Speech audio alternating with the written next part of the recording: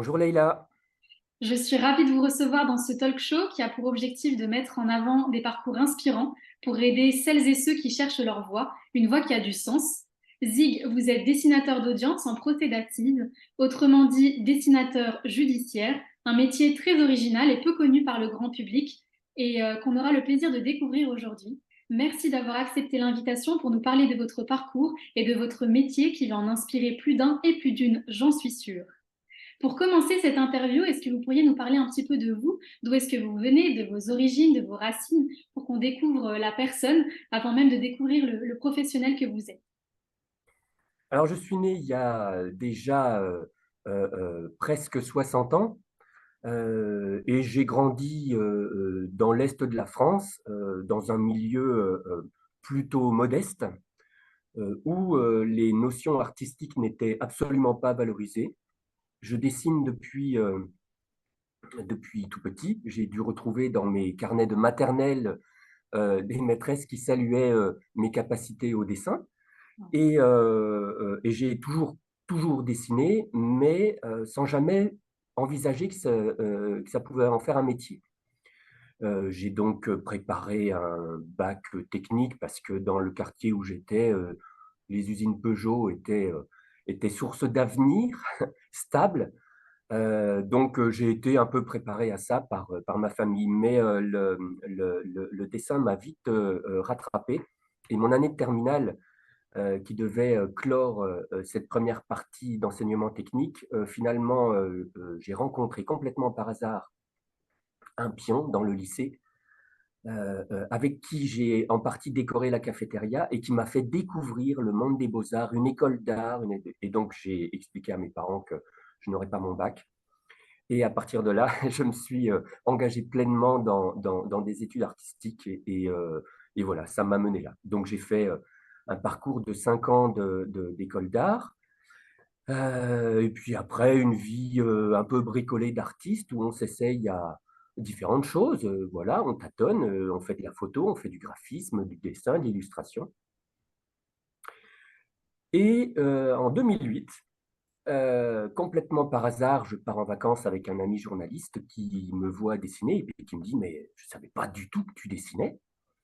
Est-ce que tu veux pas dessiner pour nous? Comment ça? Donc il m'a emmené dans un procès de cour d'assises et l'expérience est tellement forte que je ne l'ai plus quittée. Voilà. Waouh! Rien ne vous prédestine, en tout cas au cours d'assises, mais ça vous est arrivé par hasard. Alors complètement par hasard, j'avais bien sûr vu des dessins dans les journaux, mais j'avais toujours pensé que ce ne serait pas pour moi. Et finalement, j'aime beaucoup dessiner les gens, c'est du dessin d'observation, mais dans un contexte un peu particulier qui est la cour d'assises, où on va traiter de crimes et on n'est pas au cinéma, c'est pour de vrai. Et souvent, les charges émotionnelles sont très fortes, donc c'est, je dis que je suis privilégié d'avoir ma place dans ces endroits-là. Vous nous en reparlerez, on reviendra là-dessus, sur cette ambiance qui est assez lourde hein, dans les cours d'assises. Parfois, Euh, oui. et notamment, vous avez suivi des procès assez importants. Donc pour revenir plus concrètement sur votre métier, donc concrètement, vous dessinez, vous faites des croquis des personnes qui sont dans la cour d'assises. Euh, D'ailleurs, sur ce point, est-ce qu'on peut expliquer pourquoi est-ce que les croquis sont autorisés et pas les photos? Parce que ça reste quand même une image. Quelle est la différence du point de vue de la loi?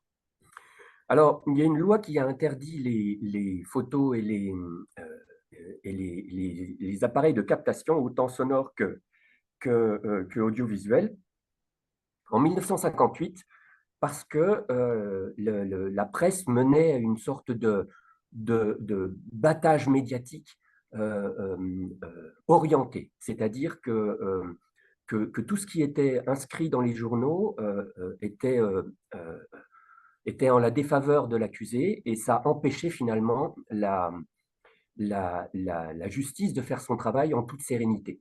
Et donc, pour éviter ce type d'influence, voilà, on a interdit les photos parce que une photo, c'est très facile à faire, c'est très facile de mettre en avant une photo qui est en votre défaveur.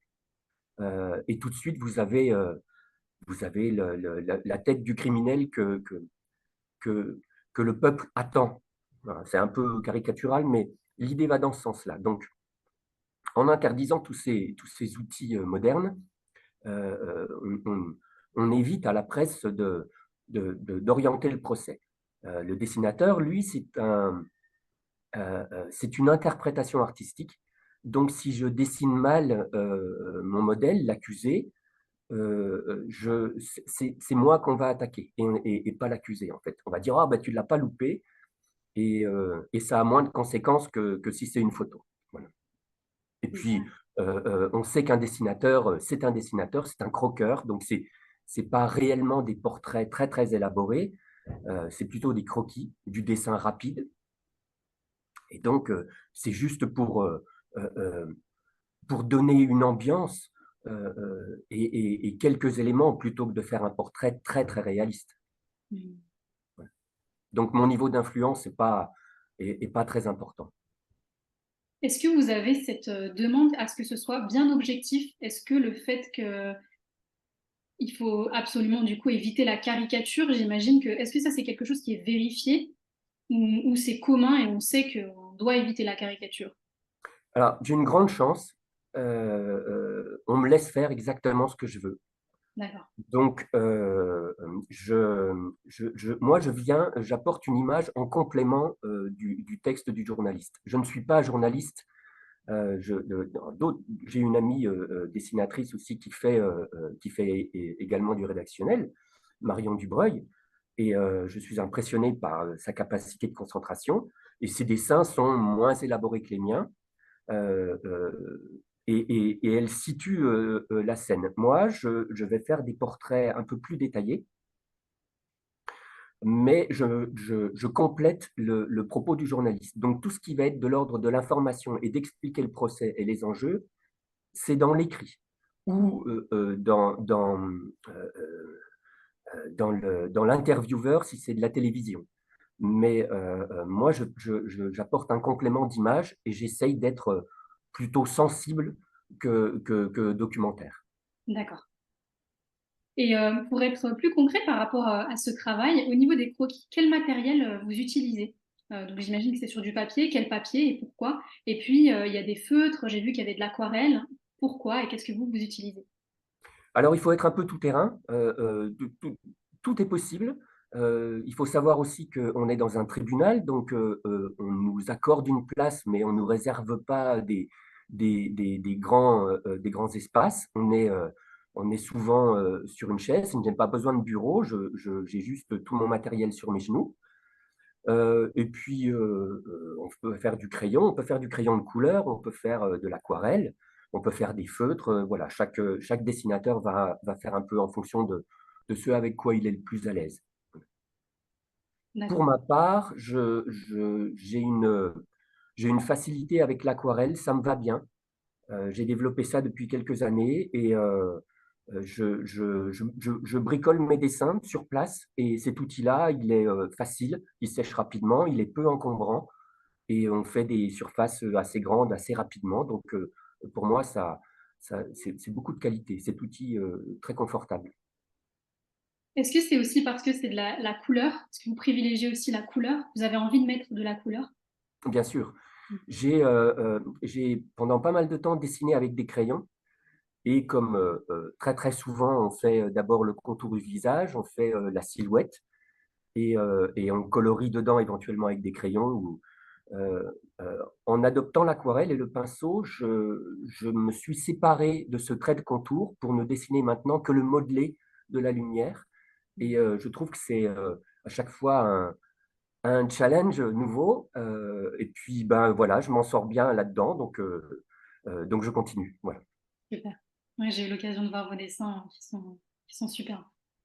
Et au niveau des formats, est-ce que vous faites du paysage, du portrait? Comment vous choisissez? Quand je dis paysage, c'est plutôt au niveau de l'orientation du dessin. Ou est-ce que vous avez une préférence ou est-ce que vous faites un petit peu de tout et voilà, est-ce que vous pouvez nous en parler? Alors, je démarre un dessin et je ne sais pas exactement comment ça va se passer. C'est-à-dire que j'ai d'abord un temps d'observation Et puis, je commence à poser les quelques éléments. Alors, c'est très souvent un portrait, et je ne sais pas où va m'emmener ce portrait. Donc, je le fais pas très, très gros. Je commence à documenter aussi la posture et quelques éléments de décor. Et si, pour prendre l'exemple d'un accusé qui comparaît dans le box des accusés, il est souvent entouré de services de sécurité. Donc, pour que mon dessin soit immédiatement identifié comme dessin d'accusé, voilà, je fais en silhouette les, euh, les gardes ou les surveillants autour avec les uniformes. Voilà, pour que ce soit. Mais quand je démarre, je ne sais pas où je vais aller. D'abord, je ne sais pas de combien de temps je dispose. Donc, parfois, j'ai démarré des dessins et puis la séance s'arrête. Ben, le dessin en est là. Donc, peut-être que le cadrage est plus serré. Ou, voilà. Donc, ça termine souvent en format horizontal, paysage, mais au départ, je ne sais pas. Je ne me fixe rien du tout. Et quand ça s'arrête, est-ce que vous continuez votre dessin après la séance? Ou comment ça se passe? Est-ce que vous vous donnez un temps pour le terminer rapidement, pour que vous ayez vraiment encore tout en vous au niveau de votre enfin, de ce que vous avez capté? Alors, il y a un temps d'observation où je vais essayer de voir quelle est globalement la posture de mon modèle. Mais ça marche autant pour les accusés que pour les professionnels, les avocats qui viennent s'exprimer à la barre. Mhm. Je vois s'ils vont être virulents ou plutôt posés. Voilà. Donc, ça ne génère pas la même posture. Donc, je regarde ça et je m'en souviens. Mais en séance, je ne reviens pas sur le visage parce que là, je n'ai pas assez de mémoire précise pour faire un visage sans le modèle. Donc, tous mes visages sont faits en séance. Et parfois, à la sortie, si je n'ai pas eu le temps de finir, ben, je vais compléter un peu des détails de la robe ou du mobilier ou du décor qu'il y a autour. Voilà, ça, je peux le faire sans être présent dans la salle. Mais tout ce qui est visage et posture, non, non, c'est sur le moment. Ok. Est-ce que ça C'est vous a... d'ailleurs, je me permets de rajouter, c'est d'ailleurs ce qui pour moi est un vrai challenge, mais est aussi nécessaire. Je m'explique. Un procès d'assises, le président, en début de séance, va expliquer qu'il s'agit ici d'oralité des débats, c'est-à-dire que on va pouvoir, enfin les professionnels et en tout cas tous les intervenants vont pouvoir faire appel à des notes de dossier, à des résultats d'enquête, des résultats d'expertise, mais il va être important de le dire et que c'est l'échange oral qui a toute son importance. Parce que parfois, il y a des surprises, les gens s'apprêtent à dire ou refusent de dire, voilà, et ça crée des situations toujours un peu tendues ou en tout cas intéressantes.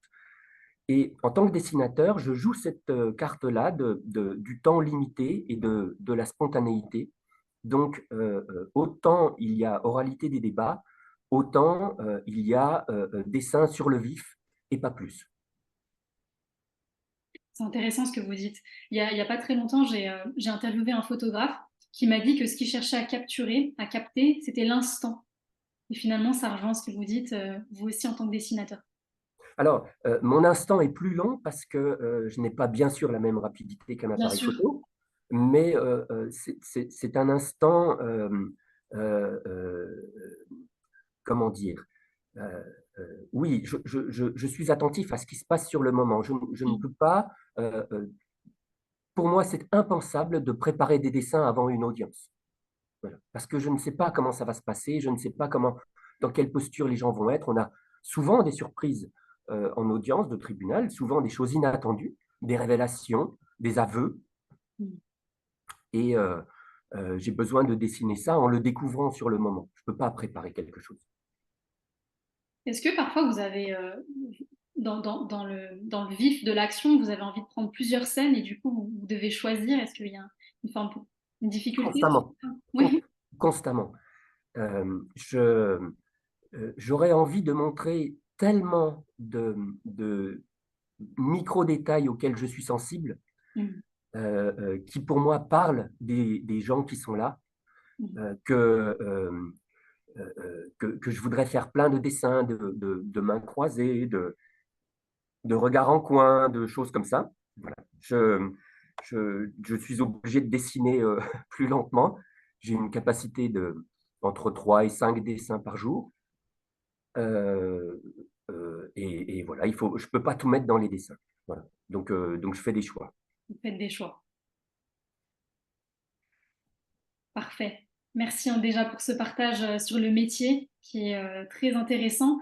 Et on va essayer d'un peu plus aller sur le déroulement au niveau de la cour d'assises. Donc vous disiez qu'il y avait un emplacement. Alors vous n'êtes pas très grand, donc vous devez mettre, vous avez votre matériel sur vous. Déjà, est-ce que vous êtes le seul dessinateur par procès ou il y en a plusieurs? Est-ce que vous avez des collègues, si je puis dire? Alors en fait, tout va dépendre de l'intérêt que les médias vont porter aux affaires. Mhm. Je viens de terminer le procès Mazan Mhm. euh, de Dominique Pellicot et des 50 co-accusés, Oui. où la pression médiatique était pour moi tout à fait exceptionnelle, inattendue. C'est la première fois que je vois autant de médias. Donc là, on est assez nombreux en tant que dessinateurs. On était une fois, je crois, 6 ensemble dans la salle, donc c'est plutôt pas mal. On était très régulièrement 4. Et assez souvent, dans des procès régionaux, je suis tout seul. Voilà. Donc, voilà, ça varie entre tout seul et une dizaine de dessinateurs. Voilà. Et c'est des dessinateurs. Est-ce que c'est, on va dire, vous vous complétez, vous avez des approches différentes, hein, j'imagine. C'est pas des concurrents finalement. Ah non, c'est certainement pas des concurrents. Et plus notre métier sera mis en avant, plus nos dessins seront visibles, mieux ce sera pour nous tous. Mhm. Ok. Chaque dessinateur va avoir son angle de vue, ses capacités aussi de dessin et ses outils et son objectif. Je parlais tout à l'heure de Marion qui va être plutôt dans le croquis rapide, moi qui suis plutôt dans le portrait un peu plus détaillé. D'autres dessinateurs vont faire des plans généraux pour expliquer comment est constituée la cour, où sont placés les gens. Enfin voilà, donc il y a vraiment toutes les possibilités. Et puis, les médias choisissent aussi parfois, envoient leurs dessinateurs. Par exemple, j'ai pu voir à différents procès les dessinateurs de Charlie Hebdo. Voilà. Donc, ils ne font pas appel à quelqu'un d'autre, ils envoient des dessinateurs de chez eux. J'ai pas mal travaillé pour Le Parisien, qui choisit d'avoir une identité graphique avec des dessins un petit peu différents d'autres médias. Donc, ils envoient leurs dessinateurs, j'en fais partie parfois. Et sinon, le dessinateur de l'AFP, l'agence France-Presse, Benoît Perruc, lui, est un fournisseur de contenu. C'est-à-dire que autant les photographes, les journalistes et le dessinateur de l'AFP produisent du contenu et c'est les abonnés à l'agence France-Presse qui vont se servir de ce contenu. Donc c'est pour ça qu'on retrouve parfois les mêmes dessins dans pas mal de journaux. Voilà. D'accord. Ok. Je ne sais pas si je me suis bien fait Oui, expliquer, oui, mais bah, c'est très clair. Donc effectivement, vous n'êtes pas des concurrents, vous êtes vraiment complémentaires avec une approche différente et puis qui va servir certains médias plus que d'autres selon ce qu'ils veulent véhiculer, comment ils veulent transmettre l'information. c'est ça, c'est Ah, ça. Et on a chacun notre fibre, donc ce qui donne des images différentes. oui. Voilà. Et au niveau du positionnement dans la salle, est-ce qu'il y a un endroit qui est destiné aux dessinateurs? Est-ce que vous privilégiez un endroit pour pouvoir voir certaines scènes? Est-ce que voilà, est-ce que c'est quelque chose sur lequel vous avez la main ou pas du tout? Alors, en général, le premier jour est une journée de mise en route du procès Mhm. et on a une place réservée sous le bureau de la cour, en fait. La cour est légèrement en hauteur, généralement, et on nous autorise des sièges adossés à ce bureau-là. Alors, c'est très confortable parce que toutes les personnes qui vont venir témoigner à la barre sont finalement face à nous, et pour les dessiner, c'est juste parfait. Voilà.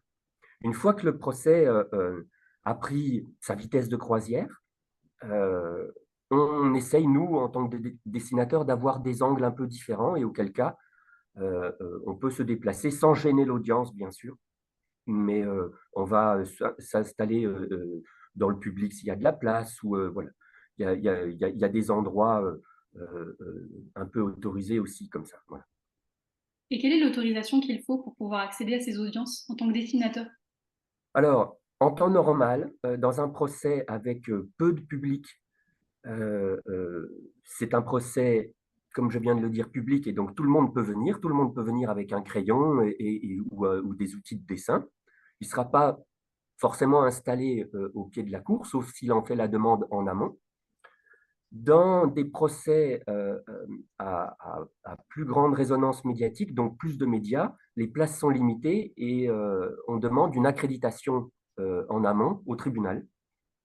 Et cette accréditation va être donnée en fonction je simplifie, de notre professionnalisme. Voilà. Si on est missionné par un média, on aura très facilement une accréditation. Voilà. D'accord. Pour un dessinateur qui commence, je suggérerais de faire ça d'abord dans un tribunal régional, sur des affaires pas forcément euh, euh, intéressantes au départ, en tout cas médiatiquement portées, mais c'est vraiment le moyen de rentrer en contact avec la juridiction, Mhm. avec les juges pour leur demander justement des autorisations de s'installer et puis de se faire la main. Et voilà, je commencerai par ça, moi, de,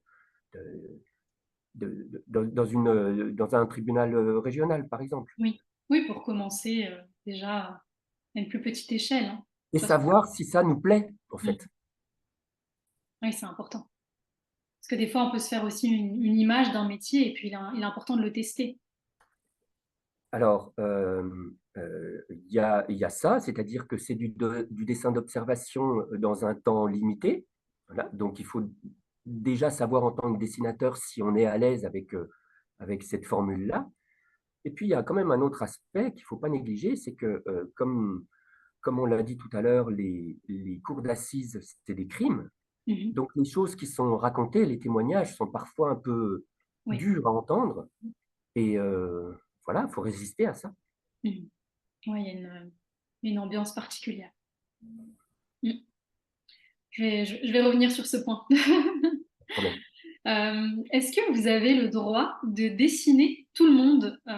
Est-ce qu'il y a des restrictions ou est-ce que, parce que dans une cour d'assises, il y a donc le juge, les avocats, une partie civile, les jurés, les coupables, les présumés coupables. Est-ce que vous avez la possibilité de dessiner tout le monde ou bien il y a des restrictions? Alors, c'est une séance publique. Donc, je peux dessiner tout ce que je vois devant moi. Je Mm. n'ai pas d'interdit. Sinon, la séance est à huis clos et je n'ai pas d'autorisation pour rentrer dans une séance à huis clos. Voilà. Donc, si j'y suis, c'est que la séance est publique et je peux dessiner ce que je veux.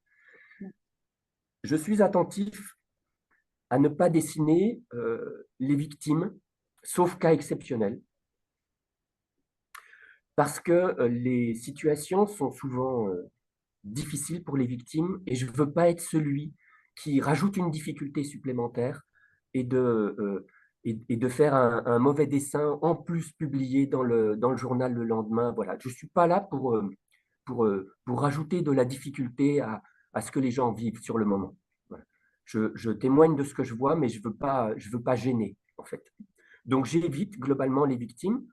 Je dis exceptionnellement, je dessine la victime, comme ce que je viens de faire au procès de, de Dominique Pellicot, où Gisèle Pellicot a témoigné à plusieurs reprises, et bien évidemment, je l'ai dessinée, elle savait que j'étais là, j'avais demandé à ses avocats, il n'y avait bien sûr aucune difficulté. Quand je fais ce choix-là, je demande à l'avocat de faire le lien, d'expliquer quel est mon métier. Si jamais il y a un refus, vraiment, je ne m'impose pas. Mm. D'accord. Et vous parliez de l'affaire Pellico, qui est une affaire qui a eu un grand retentissement. Vous avez suivi d'autres procès qui sont qui ont été très importants au niveau médiatique. Quels sont les procès que vous avez pu dessiner?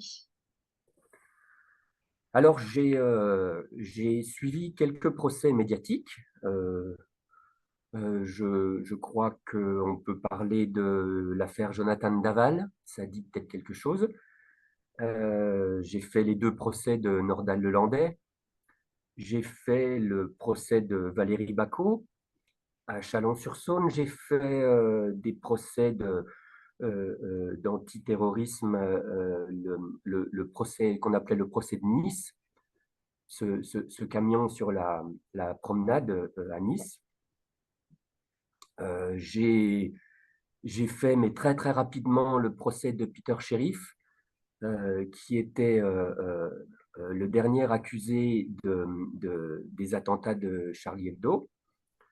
Voilà, j'ai fait très récemment le procès Bouchiba, j'ai fait voilà, donc plusieurs noms comme ça, plusieurs procès importants, mais aussi des plus petits, des moins connus. Voilà. Qu'est-ce qui vous a marqué dans ces procès? Est-ce que vous avez voilà, des choses qui vous ont marqué? J'imagine que oui. Des anecdotes? Alors des anecdotes, il y en a à tous les procès. Ouais. On est au milieu du débat, on est au milieu des gens. Mhm. Donc ce qui s'y passe est souvent euh, très fort émotionnellement. Donc ce type d'anecdote, j'en ai pratiquement à tous les procès. J'ai été marqué par différents procès, euh, particulièrement celui de Valérie Bacot, qui était un procès très troublant pour moi. Et puis, je suis assez retourné globalement pour les procès où on va attaquer la République. Alors, je ne sais pas pourquoi je réagis comme ça, mais le procès de Magnanville qui jugeait le suspect des deux policiers égorgés chez eux, voilà, m'a particulièrement retourné à ce niveau-là parce que des, voilà, j'ai du mal à comprendre pourquoi on s'attaque à nos symboles de la République avec autant de violence. Voilà, je sais pas. Ça se comprend. Je suis plus, je suis plus protégé quand c'est des questions de mœurs. J'arrive à poser une distance. Je rentre chez moi le soir sans faire de cauchemar. Mhm. Euh, euh, je, je sais pas ce que fabrique mon cerveau. Voilà, j'ai dû me fabriquer des outils pour, voilà, pour continuer à avoir de la bonne humeur dans mon quotidien. Mais effectivement, quand je reste plusieurs jours, voire plusieurs semaines dans un procès où on a attaqué les symboles de la République, je le vis assez mal. Voilà. Et j'ai pas la solution pour aller mieux. Autant les autres, vous arrivez à vous distancier, autant là, ça vous touche C'est ça. profondément. C'est ça. C'est une part de nous finalement, parce que on est républicain et qu'il y a quelque chose qui est touché, éventuellement, qui vient d'autant plus vous toucher. Alors, je suis bien évidemment très sensible euh, aux grands piliers de notre République. Mhm. Je trouve que c'est quelque chose qui nous permet de nous émanciper dans de bonnes conditions. Remettre ça en cause, pour moi, c'est un danger Mhm. pour nous tous, pour nos enfants à venir. Et puis surtout, je ne veux pas faire d'explication de comptoir, mais quand lors d'un procès entre un couple, par exemple, un expert va expliquer le type de pulsion, le type de vécu et qui explique le passage à l'acte. Quand on est dans un procès de terrorisme, j'ai l'impression que l'accusé dans le box n'est qu'un outil du moment et que ça peut revenir constamment. Euh, voilà, c'est une difficulté que je n'arrive pas à vraiment intégrer. Ouais, je comprends. Et effectivement, donc c'est quand même des situations qui sont insoutenables pour vous. Vous les vivez, hein, vous êtes quand même au cœur de l'histoire. C'est des procès qui durent souvent des jours, enfin des journées entières, des semaines. D'ailleurs, est-ce que vous assistez à toutes les séances? Est-ce que vous choisissez certaines séances par procès? Comment vous procédez pour ça? Alors, le plus possible, j'essaye de couvrir les procès dans leur intégralité. D'accord. Mais parfois, je suis appelé ailleurs ou j'ai un empêchement qui fait que je ne suis pas là à certains moments. Mais le plus possible, j'essaye d'être là. J'essaye d'être là parce que euh, on a des préjugés, tout le monde. Mm.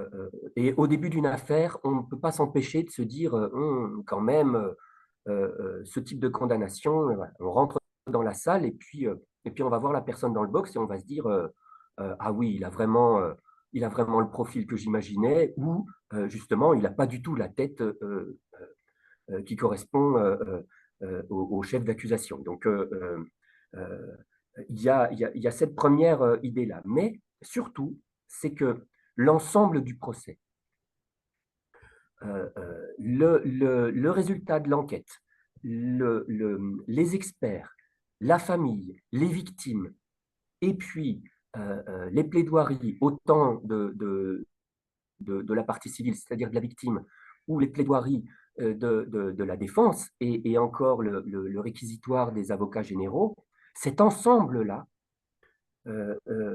m'apporte beaucoup de satisfaction. Je, je, je suis très très souvent surpris par la qualité des arguments que je n'avais pas imaginés et qui font évoluer mon idée. Et c'est ça la richesse d'un procès, c'est-à-dire de permettre à tout le monde de s'écouter avec le plus d'explications possibles, que ce soit technique, que ce soit psychologique, tous ces aspects-là. Aux assises en France, on se donne les moyens de chacun s'écouter. Et c'est quand on sait tous s'écouter dans le calme et dans le respect que les choses ont pris une vraie densité. Et c'est cette densité humaine qui vraiment me parle beaucoup. Chaque fois, je ressors d'un procès en me disant, c'est pas si simple. Et le c'est pas si simple signifie beaucoup pour moi. Donc, si je peux avoir l'ensemble du procès à chaque fois, c'est encore mieux. Voilà. C'est encore mieux. Mm. Ça permet d'avoir tous les éléments et d'en ressortir. Est-ce que c'est pas Et aussi, ça, est-ce que c'est aussi ça qui vous aide finalement à tenir dans l'insoutenable? Vous parliez de l'affaire Pellico que vous avez suivie certainement dans son intégralité. C'est une affaire dans laquelle il y a eu beaucoup de vidéos qui ont été projetées, il y a eu une ambiance assez lourde. Est-ce que c'est aussi des choses qui viennent vous aider dans ces moments-là, le fait de se dire, ben, en fait, on est en train de comprendre l'histoire, donc ça m'aide à tenir sur la durée du procès? alors, oui, et surtout, bien sûr qu'on a un avis, bien sûr qu'on va comprendre que des choses sont infaisables, inadmissibles, Mhm.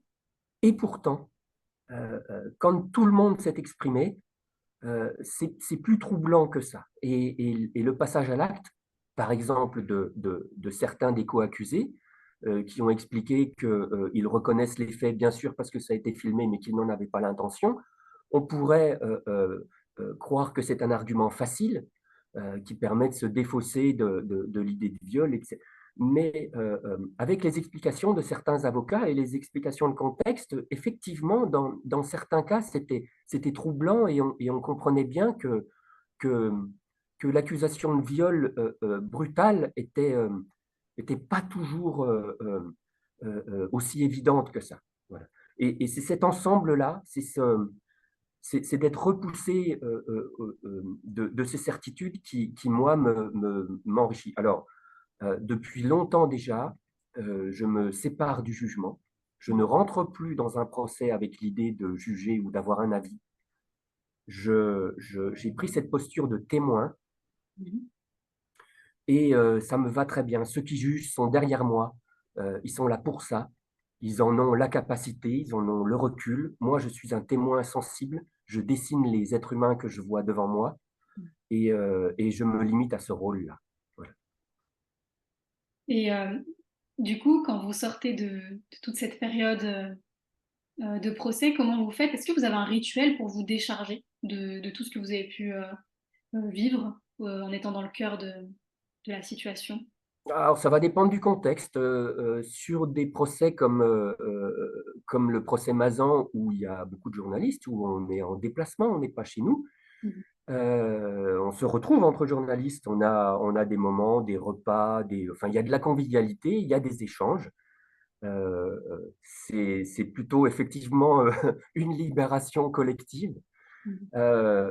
Parfois, sur d'autres procès où on est moins nombreux, je repars avec ce que j'ai entendu sous le bras et puis le temps du transport ou voilà, j'essaye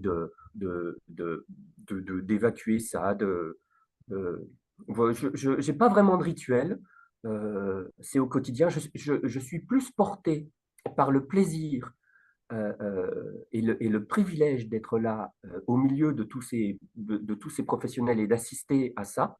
Mhm. Euh, c'est ça qui l'emporte sur la souffrance que j'ai pu entendre, mais voilà, je ne sais pas comment je la digère. En dessin. Et c'est bien dit. Et par rapport à, parce que je voulais revenir sur un point par rapport à cette ambiance, effectivement, on a parlé de comment vous déchargez, mais c'est vrai que maintenant que j'y repense, quand vous êtes dedans, est-ce que vous cherchez à capter le regard, même si par exemple c'est des personnes qui sont présumées coupables, ou est-ce qu'au contraire vous évitez le regard, ou est-ce que c'est quelque chose que vous cherchez au mieux, enfin pour votre dessin, pour pouvoir retranscrire au mieux l'émotion? Alors, les regards se croisent, c'est obligatoire, Mhm. puisque on n'est pas si nombreux que ça, et que globalement on est statique. Donc, au bout d'une matinée, tout le monde s'est regardé, tout le monde a vu qui était là. Et bien évidemment, moi qui suis ou le dessinateur, les dessinateurs qui sont sous le bureau de la cour, on est très visible. J'ai souvent un jeu de regard dans les premiers moments du procès. Mon premier dessin, c'est souvent celui de l'accusé. Donc, j'ai une sorte d'échange un peu, furtif avec l'accusé pour lui expliquer que je vais le dessiner. Il me voit avec mon matériel, il sait ce que je suis venu faire. Mais j'essaye, au travers de mon regard, de lui expliquer que je ne vais pas dessiner que lui. Parce qu'en fait, je voudrais qu'il m'oublie. Je veux vraiment être le témoin, mais le moins visible possible. Que les gens gardent leur posture naturelle ou en tout cas qu'ils ne soient pas influencés par, euh, par la pression d'être regardé, d'être dessiné. Si quelqu'un sur une terrasse à côté de vous commence à vous dessiner, vous allez automatiquement changer de posture en vous disant est-ce que je suis bien coiffé? Oh, est-ce qu'il va me faire? Voilà. Ce type de réaction-là, je veux absolument les éviter ou en tout cas les minimiser. Et j'essaye d'avoir une sorte de regard qui dit je vais dessiner, mais je fais que mon métier, je vais dessiner tout le monde, donc vous occupez pas de moi. Voilà. Mhm. Ok. J'essaye de dire ça au début. Mais les regards se croisent. Moi, je suis très attentif, effectivement, au regard des gens. C'est ce que j'essaye de faire passer dans le plus possible dans mes dessins, parce que je trouve que on dit beaucoup avec les yeux, que ça parle, et j'essaye de glisser ça dans mes dessins. Intéressant.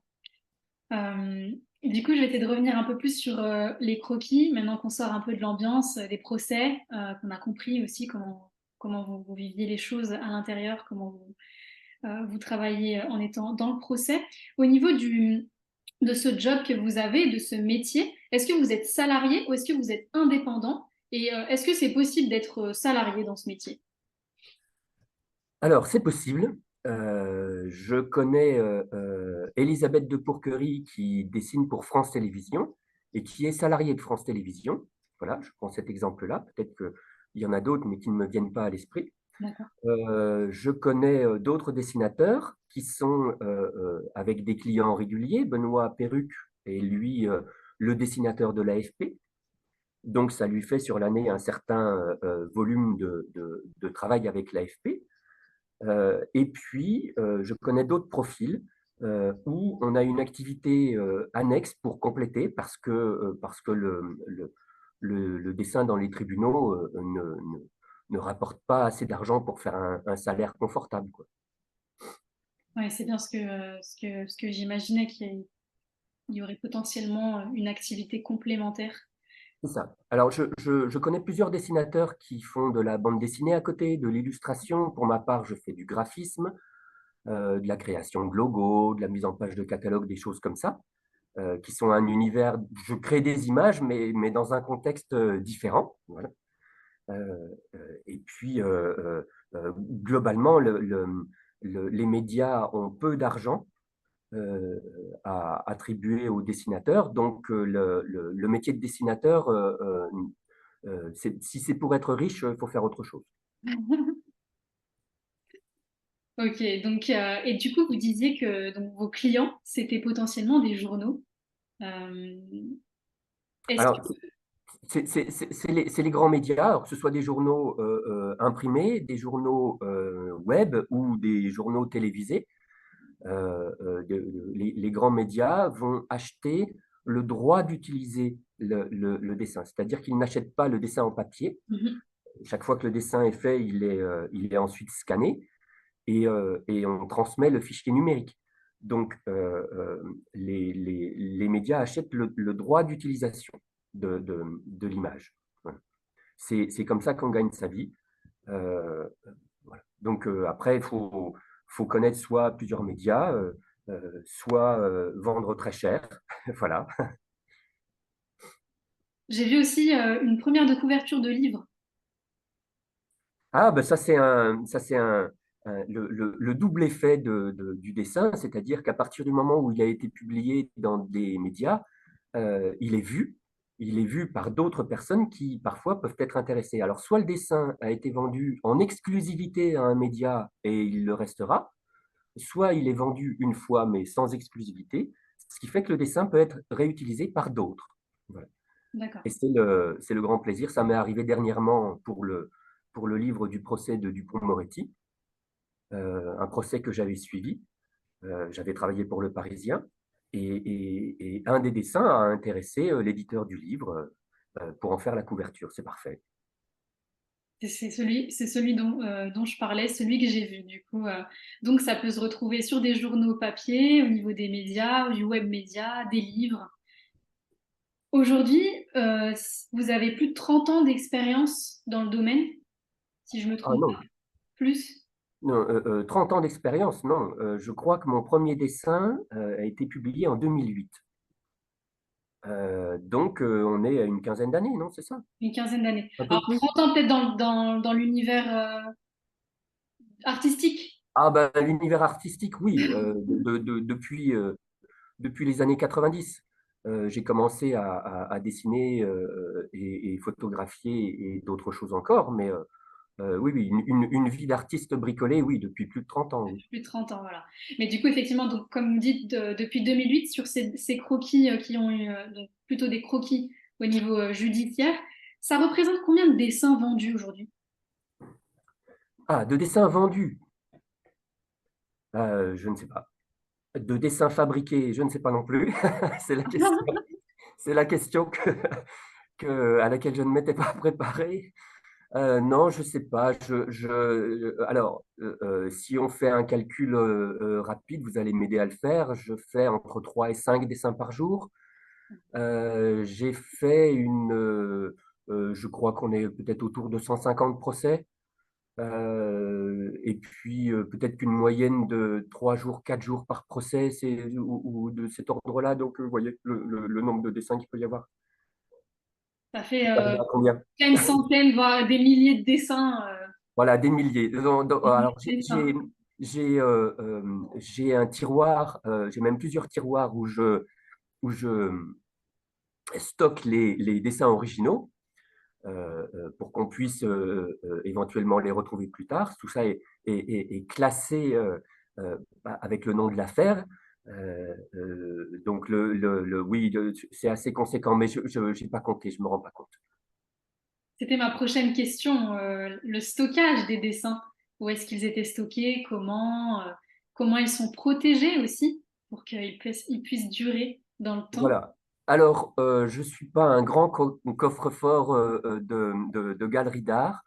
Non, je fais attention qu'il ne soit pas à la lumière directe parce que parce que même si les papiers sont choisis pour être sans acide, c'est-à-dire normalement ne pas jaunir, bon voilà, j'évite quand même que ce soit. Voilà. Donc ils sont stockés à plat, euh, euh, à l'abri de la lumière. Voilà, j'ai pas dans une maison d'habitation, donc il y a pas plus de précautions que ça. On n'est pas dans le froid, on n'est pas dans le chaud, on est voilà, dans le tempéré.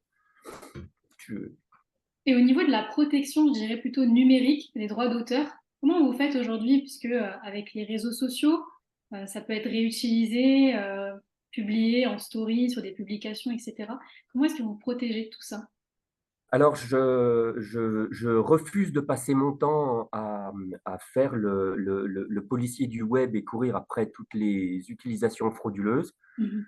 Il y a quand même des organismes qui se chargent de ça et qui permettent, avec ces nouveaux outils que sont l'intelligence artificielle, de reconnaître les images, d'en faire des correspondances et éventuellement de faire des signalements.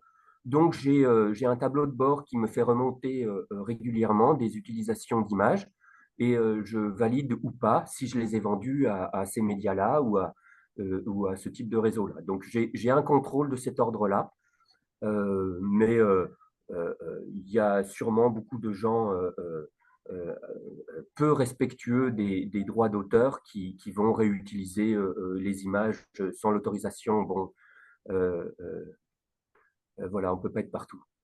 Oui, ouais, c'est clair. Pour terminer un petit peu cette interview, on arrive sur la fin, même si c'est super intéressant et j'imagine les gens qui regardent la vidéo qui se disent, J'avais encore énormément de choses à vous dire. il y a tellement de questions. Donc, j'ai vu que vous donniez des cours d'entraînement au dessin de portraits dans des écoles. Quelles sont les compétences, les qualités qu'il faut que vous conseillez d'avoir pour exercer ce métier? Alors, je donne sommairement des cours d'entraînement. Je ne suis pas professeur de dessin. Je vais parler de mon expérience. Ça m'est arrivé effectivement plusieurs fois, mais j'interviens auprès de scolaires plutôt pour les initier à ce qu'est notre justice. Et on fait des reconstitutions de scènes de procès en s'appuyant sur mes dessins, sur les articles qui accompagnent mes dessins. Et c'est plutôt un travail plus général autour de la justice, avec une approche un peu sympathique. C'est ça que je fais le plus. Pour dessiner et en revenir à votre question, quelles sont les qualités du dessinateur? Je pense que il faut pas avoir peur de se tromper. Si un dessin est loupé, c'est pas grave. Ça arrive très très régulièrement, bien plus qu'on ne le voudrait, mais ça arrive très régulièrement. Il faut accepter l'imperfection. On ne dessine pas du tout comme dans un atelier en reprenant le temps et en corrigeant le plus possible. Le dessin porte l'immédiateté du moment. Je vous parlais de l'oralité des débats, mais c'est aussi ça. Et s'il y a des erreurs dans le dessin, eh ben, on ne les corrige pas forcément. Ça parle de ce moment-là. C'est aussi gourmand en concentration, c'est-à-dire que quand je dessine, je fais, je fais presque abstraction de ce qui se passe dans le reste de la salle. Je suis concentré sur mon modèle ou sur le point que je dessine. Mhm. Voilà. Et puis de la ténacité, c'est-à-dire que pendant bien longtemps, je ne savais pas comment je devais me positionner en tant que dessinateur, c'est-à-dire quel temps adopter, est-ce que c'était de la caricature ou pas. Mon travail a évolué vers un dessin plus élaboré, plus figuratif, parce que cette complexité dont je vous parlais tout à l'heure, c'est pas si simple.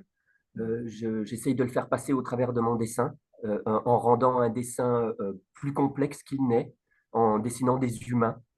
Et j'ai acquis ça avec le travail et en y retournant encore. Donc, la persévérance, La persévérance est la clé, une des clés pour ce une métier. des clés. Une des clés. Et puis, on me parle souvent d'empathie. Alors, je ne sais pas si c'est une qualité, mais j'ai constaté, pour ma part, que un dessin était réussi quand je m'étais vraiment mis à la place de mon modèle, que je l'avais en fait ressenti. Il y a quelque chose de très agréable de dessiner un portrait et de ressentir les formes du visage, le positionnement des épaules, les mouvements des bras, voilà, et d'être en pleine empathie avec son modèle. Voilà, ça c'est un atout supplémentaire pour que le dessin soit fluide et qui porte quelque chose de vivant. Voilà. Et pour faire ce métier, vous parliez aussi un petit peu le fait qu'on ne puisse pas forcément en vivre, hein. À côté, il faut avoir d'autres activités complémentaires si on est indépendant. Quels sont les autres inconvénients et avantages du métier pour qu'on ait vraiment une vision globale dans son intégralité, savoir ce à quoi s'attendre si on se lance dans cette voie? Je vous pose des questions, hein, Zig. Les désavantages,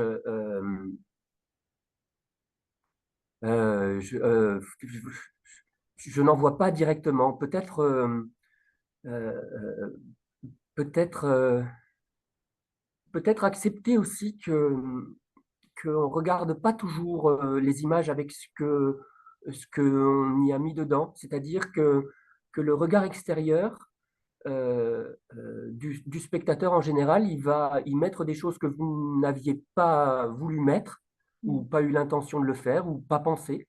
Et faut accepter ça, que le dessin soit interprété voilà, pas toujours comme on aurait voulu. Bon, voilà, c'est pas un gros désavantage, j'ai l'impression. Euh, faut accepter aussi d'être mobile, c'est-à-dire que parfois des procès qui vont durer longtemps vous écartent de votre lieu de vie habituel. Ça, c'est pas anodin, il faut être souple. Il faut aussi accepter de dormir peu parce que parfois les journées sont longues. On termine tard, on envoie tard et il faut se lever très tôt le lendemain matin, donc il ne faut pas compter 6 heures. Voilà. C'est cet ensemble-là, je ne le vis pas vraiment comme des inconvénients, j'en vois pas en fait d'inconvénients. Donc, Voilà. les avantages effacent, gomment Absolument. les inconvénients. Vraiment, je le redis, d'avoir ma place, aussi modeste soit-elle, de témoin, spectateur de ces scènes où tant de professionnels sont passés devant moi et ont eu je pense particulièrement à des avocats, de chaque côté d'ailleurs, des plaidoiries, mais d'une éloquence. Voilà, moi, je suis très impressionné par ça. C'est quelque chose que je ne sais pas faire, donc quand des gens le font très très bien, je suis très impressionné. Je suis au milieu de tout ça. Je, je vois aussi beaucoup d'émotions, beaucoup de sensibilité dans des témoignages, particulièrement de victimes, et d'être présent là. Voilà, pour moi, c'est vraiment un privilège. Voilà, je veux que ça dure le plus longtemps possible. Voilà. Oui, moi j'imagine, ouais. Il y a tellement de gens qui aimeraient être à cette place-là pour voir. Alors, après, il faut se lancer, il faut essayer auprès de chez soi. Il y a des cours d'assises bien répartis sur tout le territoire. Renseignez-vous auprès des tribunaux, quelles sont les possibilités, comment vous pouvez, voilà. Et puis, ça, c'est l'aspect qui correspond vraiment au dessinateur d'audience, mais le dessin d'observation dans le métro, sur une terrasse de café, voilà, tout fonctionne. C'est d'excellents exercices, ça. Voilà, il faut remplir des carnets et remplir des carnets et remplir des carnets. Vous parliez de l'intelligence artificielle par rapport à la protection des droits d'auteur. Est-ce que l'intelligence artificielle est une menace pardon, pour ce métier? Ben, Une- on peut considérer que oui, dans le sens où l'intelligence artificielle, c'est un outil qui va de toute façon s'améliorer, qui va être en grande partie de plus en plus bluffant. Hmm. Euh, mais globalement, cet outil-là s'appuie sur ce que l'homme a déjà fabriqué et on aura encore à fabriquer, nous, des choses. parce que d'abord, on est sur place, parce qu'on voit des choses que l'outil ne voit pas tout de suite, qu'il verra après avec nos publications. Mais donc, ça va être bluffant pour certaines situations où certains médias vont préférer acheter des lignes de code plutôt que le travail d'un artiste. Voilà, c'est un choix qui va sûrement se répandre.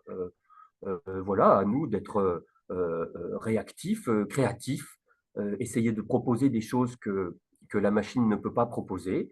Voilà, alors c'est un danger et une opportunité. Mhm. C'est bien de le rappeler, hein. De toute façon, dans toute technologie, toute évolution, il y a des avantages et des inconvénients, il y a des Absolument, opportunités, absolument. des menaces, mais des opportunités aussi. Donc, c'est important de se rattacher aussi au positif et à l'optimisme. C'est ma dernière question, Zig.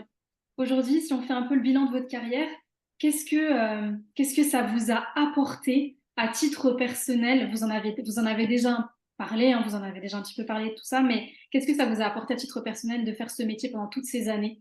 En quoi ça vous a enrichi? Qu'est-ce que ça vous a, voilà, apporté en tant qu'individu, en tant que personne? Alors, enrichi financièrement, pas trop.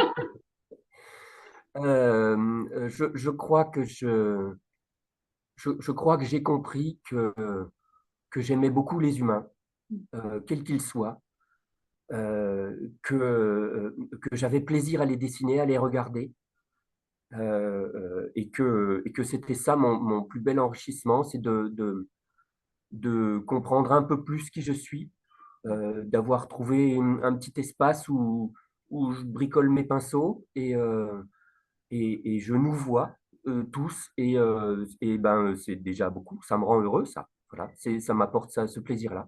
Voilà. Génial. Merci beaucoup, Zig. Merci pour cet échange qui était enrichissant pour moi et enrichissant certainement pour toutes les personnes qui regarderont cette vidéo. Je me réjouis d'avoir leur retour, leurs commentaires, de voir ce que ça a pu leur apporter. Mais c'est sûr, c'est quelque chose d'unique, d'original. Moi, je me sens privilégiée d'avoir pu échanger avec vous aujourd'hui. Merci beaucoup. Merci. Alors, privilège partagé. Merci. Merci Leïla.